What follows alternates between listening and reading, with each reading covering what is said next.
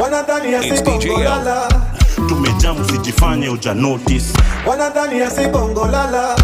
Tumejamu sijifanye uja notice. Mwambie punde imechoka sana. Part of the NADCO report suggested that we should have a prime minister and a leader of official opposition. Now, this is the trouble. There is a notice of a bill that is coming to Parliament suggesting that the president's term be increased from 5 years to 7 years. They are still there. And the MPs, the senators, the governor, every elected official, their term to be increased to 7 years. My people, looking at how bad William Ruto's government is, what if it is increased to 7 years? That we have 5 more years to go with this problem. Trouble is about to come to this country. I did not know that Maliba switched camps, is now attacking the president. Mimi ningependa kuuliza Wakenya nikimalizia. Ndio. Rais anaenda pale kanisani anatoa milioni 20. Ndio. Wakenya wanapiga kelele, vijana wanaenda pale wanashikwa. Ndio. Tena hiyo Jumapili anaenda kwingine anatoa milioni 20. Ndio. Ningependa nikuulize hivi. Ni biashara gani ambayo rais anafanya yenye inampatia profit nyingi hivi sana? Kwa sababu biashara zina struggle kulipa wafanyakazi. Biashara hazileti profit huko nje. Watu wanang'ang'ana, watu wanateseka. Wanazifunga. Wanafanya kazi, biashara zinafunga. Businesses are struggling to pay. Lakini rais anafanya biashara gani ambayo inamlipa? Kuuza mandazi na samosa pale Western inaweza kupatia rais profit kama hiyo ambayo anaweza umelipa wafanyakazi, umejiwekea yako, unapeana shilingi milioni 20?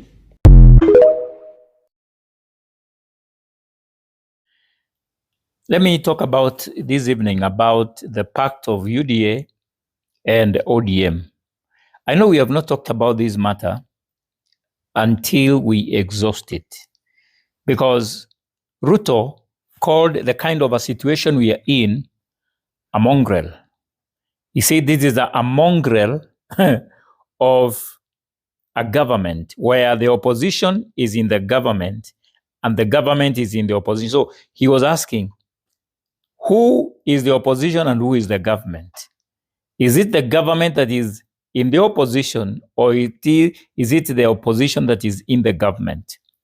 And many times Ruto opposed the broad-based or bread-based government.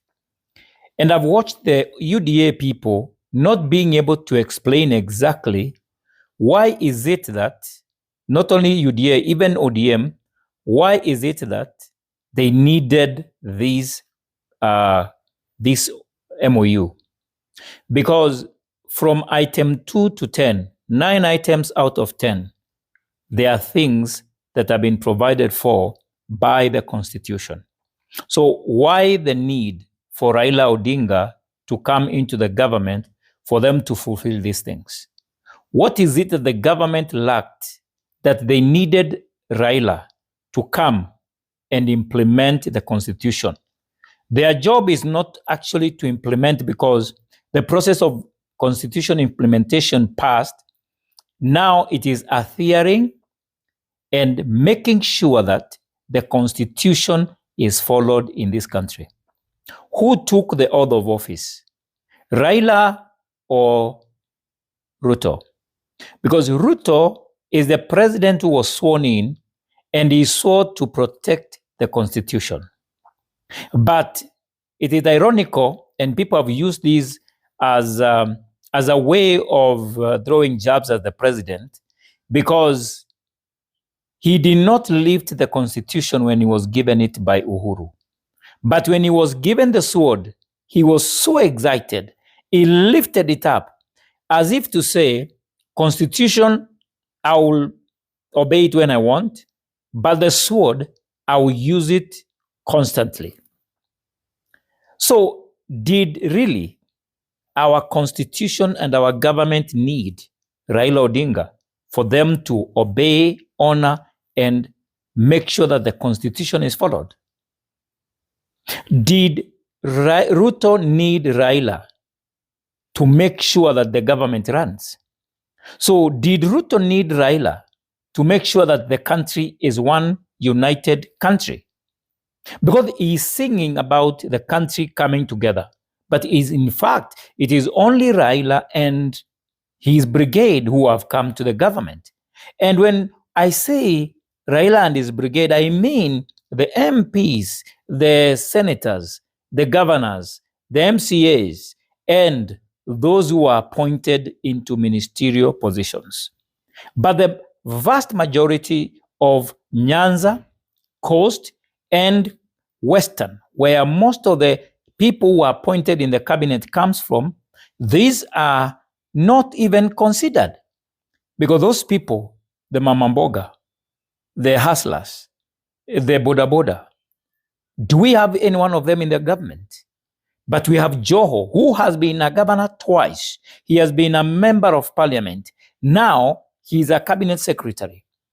We have someone like Mbadi, who has been an MP for the longest, being still in the government. So, in fact, it is as if when you put my person or when you put someone from a community into the government, it's like the entire community is in the government.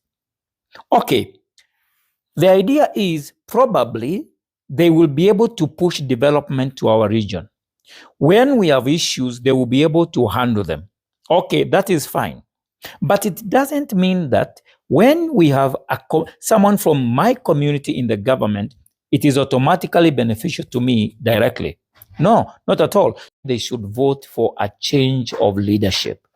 Therefore, 2027, we need preparation, we need good tactic, we need a plan. If we don't, then Ruto and his unwanted crowd will win. They will win. They will get back into power again up to 2032.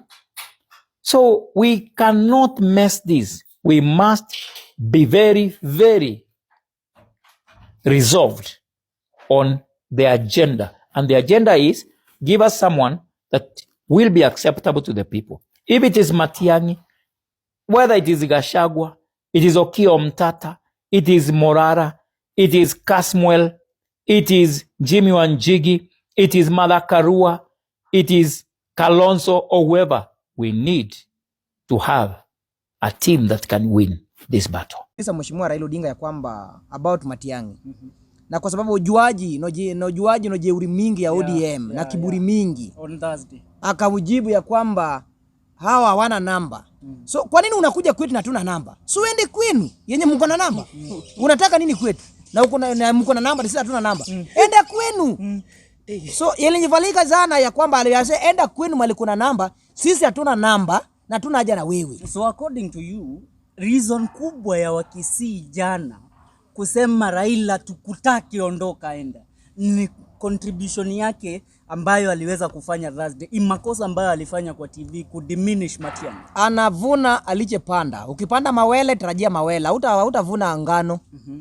Ukipanda mahindi hakuna siku utavuna mtama. Utavuna yale mahindi. So Raila Odinga kiburi, wacha niseme kiburi. Najua watu wengi wanaogopa ni kiburi. Hakuna jinsi utaniita mimi sisi hatuna namba. Then in a few days, within less than 24 hours ama 48 hours unakuja kwetu wanataka kutupea hadithi ya nini? Kwani sisi tunakula hadithi? Nyanza as a whole tuko na county sita. But uwezi linganisha Kisii county na Migori na Kisumu county. Na Kisumu county is a city. Kisii community kuna county ngapi? Mbili. Nyamira and Kisii. But mimi naongelea Kisii. Ukichukua Kisii uwezi linganisha na Kisumu ambayo ni city. Wale watu walijipanga na Nyachai the late. Yeah. Na inasemekana kwamba Raila Odinga alimdanganya ama alimruka Nyachai 202. Yeah, wakati waliweka agreement na wakaweka signature kwamba ataunga Nyachai mkono. Na kwa sababu Raila aliona kwamba Kibaki na Ngilu na kijana wa Malo walishajipanga, ni meli ya mali yaondoka na kuna jinsi atarudisha gia. Akaona kwamba opportunity ile kwa government arukia madandie akina Kibaki. Kasema Kasarani kuna Kisirani. Yeah, akakuja kudandia nani? Kibaki. Kudandia Kibaki pia akakuja kuambia Wakikuyu kwamba kuna deni, hakuna deni Raila kunaye Wakikuyu.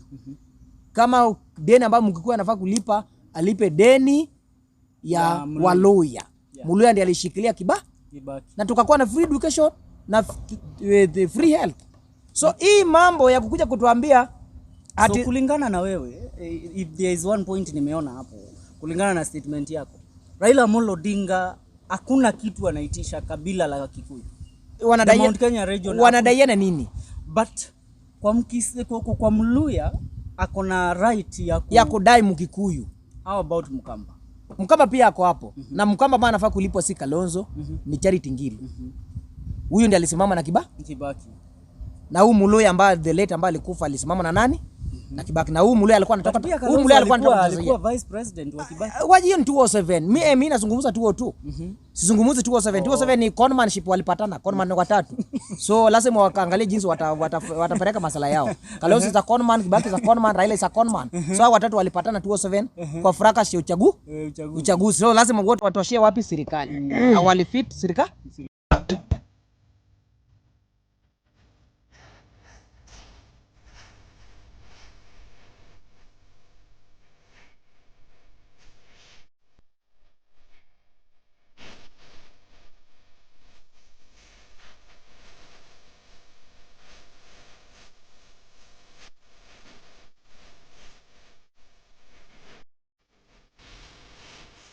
Raila ni kitu tumezoea, so it is not a surprise for us. And then there is a narrative that people are trying to say that Ruto has stood with Raila. He has only stood with Raila for the UCC. That is the only thing he has stood with Raila. And what about those people who have been with him all along? What about Kalonzo? What about all those people who have been supporting him? Including me, I've been voting for Baba. Alafu Ruto asikuja hapa kutuambia Ruto 10. Hiyo ni kitu hatukubali. The look on this man's face.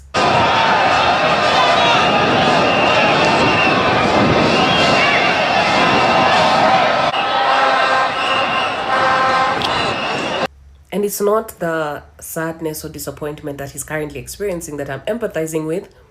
It's just the old man in him. I can see how lonely you feel right now. Take that chair in your ranch or your farm. Sit in the field. Have it face probably this direction of where the sun is setting and enjoy the sunset until the day your spirit goes to where you wanted it to go, whether it's up there or down there. We all have a choice. It's not funny. It's not nice. The old man in you I'm speaking to. Please take care of yourself. There is a campaign that has started in East Africa, to be precise, in Kenya. This campaign has a whole hashtag that is called Mass Following Bien. Mass Following Bien.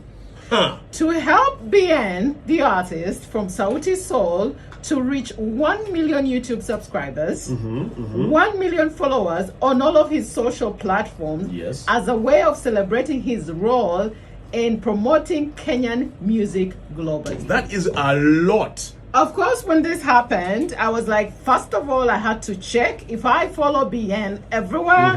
And indeed, I do follow him on the Instagram. And I checked his numbers. They're about on 700 plus K. So he's yet to make it to 1 million. He needs about either 200 and some change or about 300 to make it to 1 million. She's at least par yesterday. I actually also follow Bien on Instagram. I don't follow him on X or on TikTok, so maybe I'll join that parade. Okay, so on TikTok, I still checked. He had about 600 and something K followers. So he's shot about 300 and some change per yesterday. And I went on YouTube and I was like, he has 200 and something. I was like, come on, guys. I think Bien is one of the most talented artists we have in Africa. And when they say he supports Kenyan artists, I have seen Bien support Ugandan artists. He does. You saw him with Joshua Baraka. It's like Joshua Baraka is his young brother. He's always moving him in places. And in a very good way. I think, in fact, Bien did one of the first sort of collabos with Baraka, if I'm not mistaken. So yes, he does actually value our artists. He has been here quite a number of times. He loves Uganda. He knows a few words here and there. He's been in the studios before. So I am joining this campaign. First of all, shame on us, the fans, because how can Bien not have 1 million followers? Like, are you serious? Like, he makes really good music. So I joined the campaign. I went and checked on the TikTok. I follow him on the TikTok. I was like, okay, where else? I went subscribed on the YouTube. I tried to look for you, Bien, on X. I couldn't find you. I don't know why. So I need we need clarity on that. I'm gonna from one bald man, Bien, to you as a bald man. I'm gonna get my followers to follow you from baldy to baldy. Yes. So we're excited. The campaign is on, guys. Go look for Bien at Bien, and please follow the brother because this guy is solid. By the way, Bien, I'll do it, but you have to pay me. And in his videos, they're quite entertaining, ladies. So that's how us bald men be. Where's your six-pack? A few moments later. Kwenye nchi ya Tanzania kuna aina 4 za umbea. Charity begins at home kind of gossip. Charity begins at home kind of gossip ni aina ya umbea ambayo inahusisha kuanzia wambea 3 na kuendelea. Atakayejichanganya tu kuwa wa kwanza kuondoka anasemwa. Mashosti 3 wanapiga story kuhusu wanaume mmoja anaondoka. Akiondoka tu wanaanza kumsimanga. Umemwona shoga yako anasema eti afanyi vitu kwa ajili ya wanaume. I'm doing it for me. Nyo, angekuwa afanyi vitu kwa ajili ya wanaume asingejichubua chubu. Mimi mwenyewe nilikuwa najiuliza kama afanyi vitu kwa ajili ya kuattract wanaume, kwa nini anavaa vigodoro? Vigodoro for what? For who? For which? Kwenye aina hii ya umbea kila mtu atasemwa, cha msingi awe wa kwanza tu kuondoka kwenye kundi. Hunting and gathering kind of gossip. Hii ni aina ya umbea ambayo inatokea mtandaoni pale ambapo wambea wanakosa kabisa kitu cha kusema. Wanaingia zao mtandaoni, wanatafuta picha ambazo hazina tatizo lolote, wanaanza kuzumu. Wanazumu hadi walikute kosa. Unakutana na picha ya bwana harusi na bibi harusi, wamezizumu, wamezungushia duara jekundu kwenye mkono. Alafu caption wanaandika, si kwa vidole hivyo jamani. Ndo madhara ya kujichubua, sura Fanta, vidole Coca. Kwenye hii aina ya umbea sometimes wambea wanapeana homework. Wanaposti picha kwenye caption wanaandika, na nyie mnaona ninachokiona mimi? Kama hujasoma Cuba huwezi elewa. Wanasababisha watu waanze kuzoom picha, unazoom picha kutafuta tatizo, unazoom picha kutafuta tatizo. Ukilikosa tatizo unaanza kupitia comment uone nani kwenye comment amesema tatizo la hiyo picha. Unakutana na comment zimeandika, hii picha imeeditiwa, hii picha imeeditiwa, huyo mdada hana msambwanda huo, ona hadi kabati imekuwa ya mviringo. Red-handed kind of gossip. Hii mashabiki wa Yanga mnaweza mkaita yellow-handed kind of gossip. Hii ni aina ya umbea ambayo inaenda na ushahidi, inaenda na evidence. Joa, ni wewe kuambia wakina Agata kuwa mimi nalazimisha mapenzi kwa Steve kweli? Nimewaambia lini jamani? Anakusikilizisha voice note. Hii si sauti yako. Unasikika live ukisema, Jojo anaturingishia kipete chake, kila akiongea anatugeuzia mkono wake wa kushoto ili tuone hiyo pete. Etio, Steve ka propose. Inaonesha kabisa ile pete kajinunulia mwenyewe. Tangu lini Steve akaweza kuafford pete ya Diamond jamani? Kwa hela gani za winga anazozipata Steve? Jojo analazimisha sana ndoa kwa sababu kashavuka deadline ya kuolewa. Anajifanya kazaliwa 99 wakati kazaliwa 89. Labda kama ameapproximate hiyo 8 imekuwa 9. Wote tunajua jamani, yule ni age go. Hata kome lake linamsaliti. Lina makunyanzi kama nini.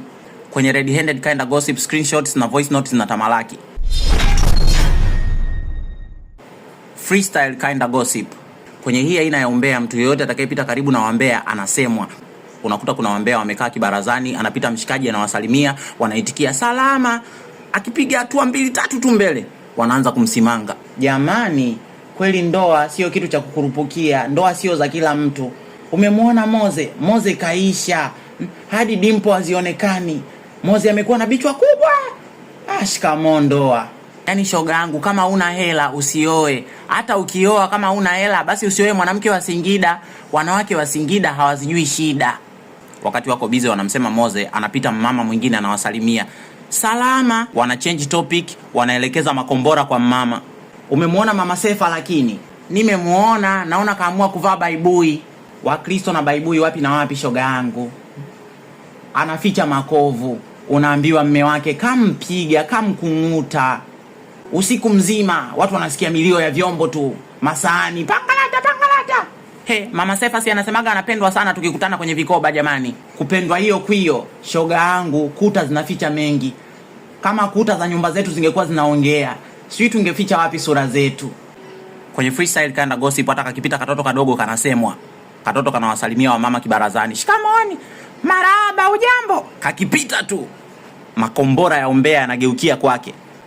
Ila haka katoto nikazwazwa, hakana akili kabisa, wazazi wake wamekula hasara. Kana miaka 10 bado kakitumwa dukani kanaimba, sukari robo mafuta 500 na change inarudi, sukari robo mafuta 500 na change inarudi. Jamani, hayo ndo madhara ya kunywa visungura wakati wa ujauzito.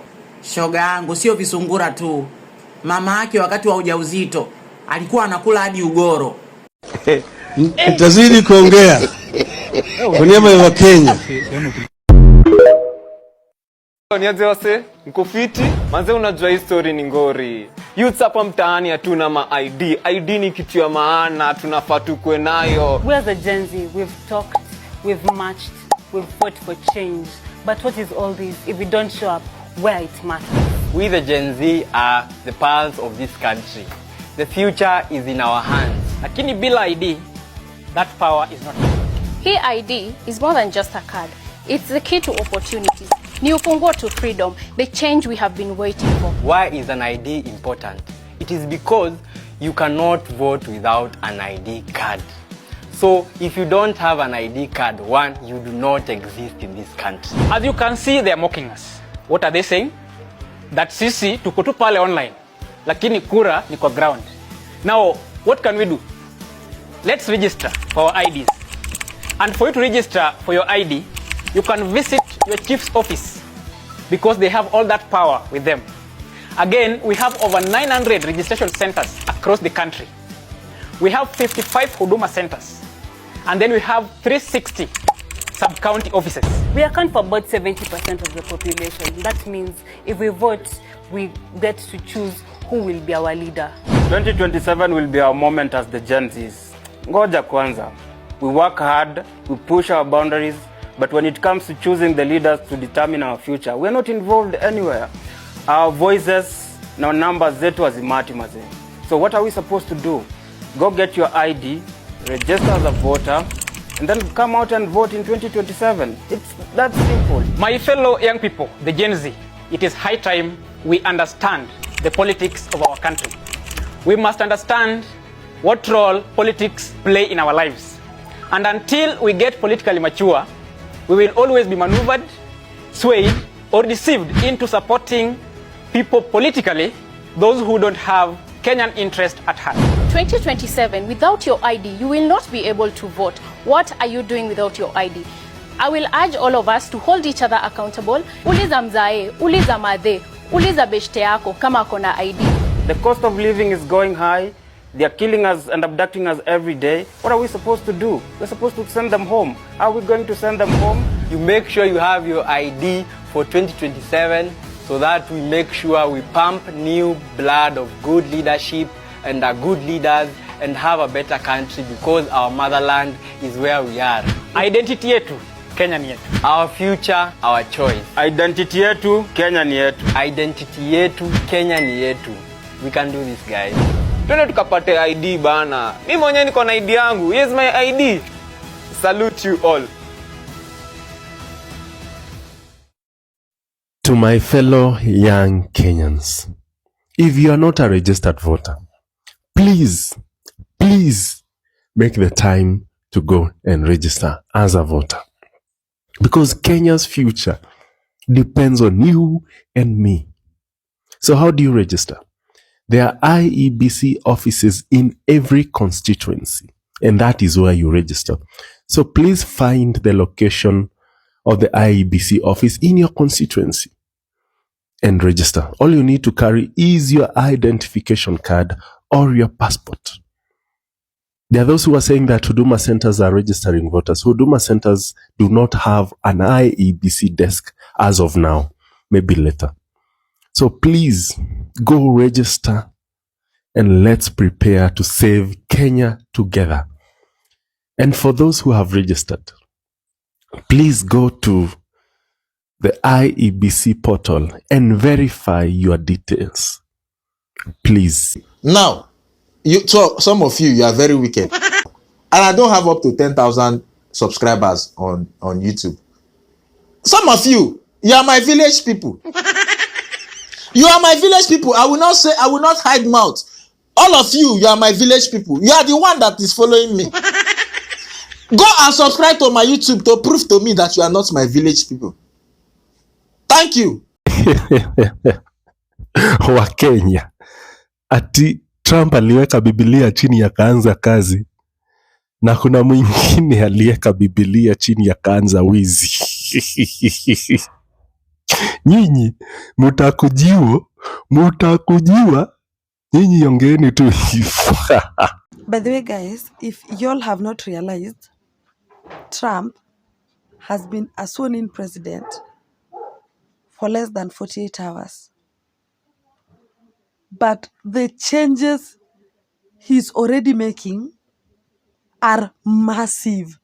Like, he's making big decisions in less than 48 hours. In less than 48 hours, amemaliza LGBTQ. Amesema huko kuna gender mbili peke yake, male and female. In less than 48 hours, amerudisha TikTok. In less than 48 hours, anyway, na kuna huyu wenyu anafanya campaign. Anafanya campaign. Ai. Mungu tusamehe. Anafanya campaign. Hey. Mheshimiwa William Ruto, wewe ni mwizi. Msaidizi wako ni mwizi. Na lazima tunaomba kwamba Mheshimiwa William Ruto, omba wa Kenya msamaha.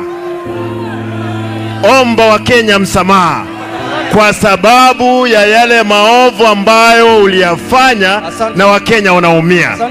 We will not tire. We will not be scared. Tuko tayari. Polisi wajitayarisha mpaka jioni. Ni kukimbiana hapa na pale. Wanasa kwame. Wanasa ai. Wanasa wololo. Wanasa. Enda pole pole. Cool down.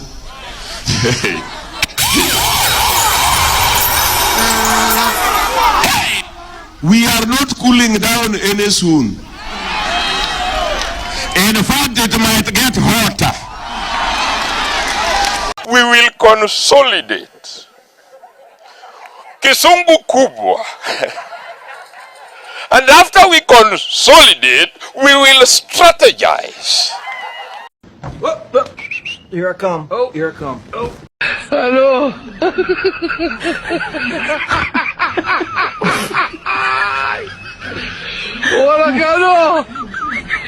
And don't buy into the political rhetoric of trying to divide you into tribes. Yes. Our problems are not tribal.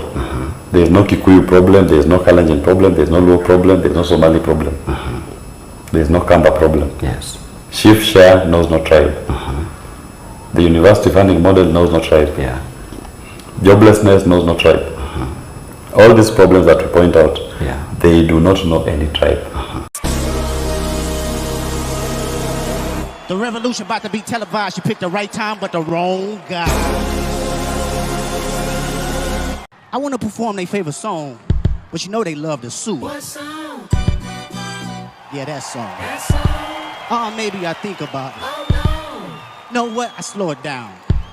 Say, ladies, do me this solid. Ooh. Kusambaza hiyo message. Thank you. Fagia? What? I'll take it Karibu, to all karibu. the corners. You take it to the entire nation. Yes. Eh? Yes. It is a very solid car. Thank you, sir. Ndugu yangu, God bless you. Fagia wote. Kazi yangu. Asante. Ndugu yangu.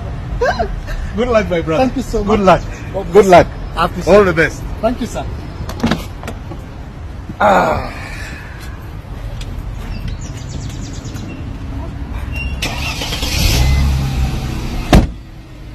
It's time for a fresh start. Tunafagia wote. Your Excellency. Aya, alafu matopare. Okay, matopare. Matopare. Topa. Matopare. Matopare. Topa. Itazidi kuongea kwa niaba ya Wakenya. you from? I told her Kenya.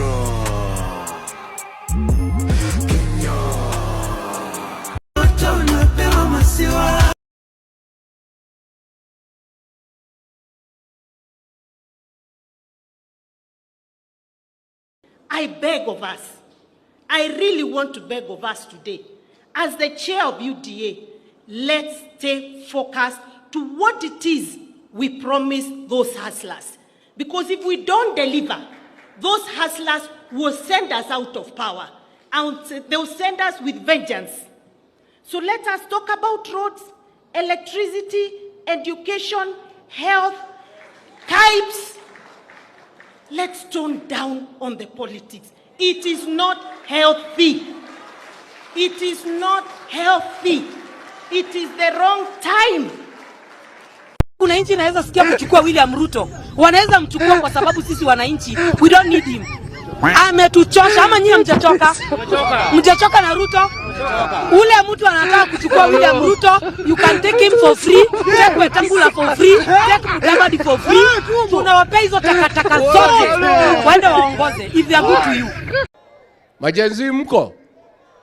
Kazi mnafanya kwa mtandao ni mzuri sana. Na tunapongeza nyinyi. Na muendelee. Mtaendelea. Lakini mtandao peke yake haitoshi. Tunataka mjiandikishe kama wapiga kura. Wale watu ambaye watakomboa Kenya hii, wenye kuamua Kenya itaongozwa namna gani, ni hao majenzi wetu mwaka wa 2027. Lakini hamwezi amua Kenya itakaa namna gani kwa simu peke yake. Lazima mchukue vitambulisho, lazima mjiandikishe kama wapiga kura. Siku hiyo ikifika muamuke saa 9, muungane na sisi na wengine, tuende pale kwa debe, tutafute uongozi wa maana ambaye utaheshimu wa Kenya, utaheshimu demokrasia na utakubali kufanyia kila mtu maendeleo. Tumekubaliana majenzi? Hata nasahau tarehe ni gani. Mimi siko na tarehe kwa kalenda. Na mimi hata sina haja nayo. Mimi chenye niko nayo nayo ni serikali ya 2027. Huyu mkata ushuru tumtoe. Na tuungane si wote. Meta vile naona nisha reject hiyo finance bill 2025. Ningoje tu date ya maandamano. Juu mambo yendi bana. Mimi hata wafanye nini? Mimi nisha reject. Mfanye nini? Nisha reject. Mfanye nisha reject. Nime reject. Mtoe date ya maandamano sasa. And we are not alone. There's a new force of nature at hand, stirring all over the world. They are the young people whom, frankly, we have failed, who are angry, who are organized, who are capable of making a difference. They are a moral army. And the most important thing that we can do for them is to get the hell out of their way. Kwanza mimi ikifika 2027 naiba mpaka kura ya madhangu na budangu. Sitaki warudi tu huko tena. Sima youth church anuka. Madha zetu bado Ruto unaenda home na 13 parliament tunaivunja. Waende home wote tuanze fresh. Mr. Speaker, sir, I'm here to address you. You must go. Ruto must go.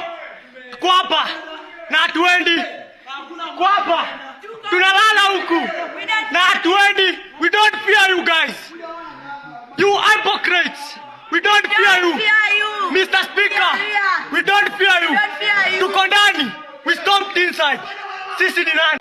I'm inside. Niko ndani. Na tunamalizana na nyinyi. Tunamalizana na nyinyi. Mmetutesa sana. Today is today. You must hear our cry. Sisi ni sisi. Mtatusikiza. Hii ni bunge yetu. Sisi tumewafanya mkuu hapa. This is our parliament. You must hear us. Kama hamna masikio, tutawafanya msikie. Poa manze. Sasa nini? President tunataka kuambia uko na miaka 2 katika ofisi. Na hawa wananchi hawa they will punish you na hata ukiwa na pesa utaanza kutoa nje. Wacheni tu mimi niseme na mapema. Ndio kama kuna list na andiko mniweke kwa list. I can't wait to reject finance bill 2025. I can't wait because I know it will be something absurd. It will be something mental. I can't wait. Mneke kwa list jameni. List ya reject. Idiots who don't want to participate in the affairs of their nation, they think things will just work in and of themselves. Then they are tribalists. And these tribalists, they think that they are only safe with people who are from their tribe. And tribe can mean people from the same culture, same language, or same culture. Then they are citizens.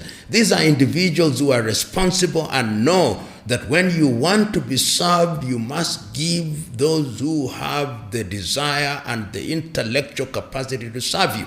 In many societies, it is only a small percentage of people that can be called citizens, not more than 5%. And if a society wants to grow in the right direction, civic education is what will help the idiot and the tribalist to become a citizen.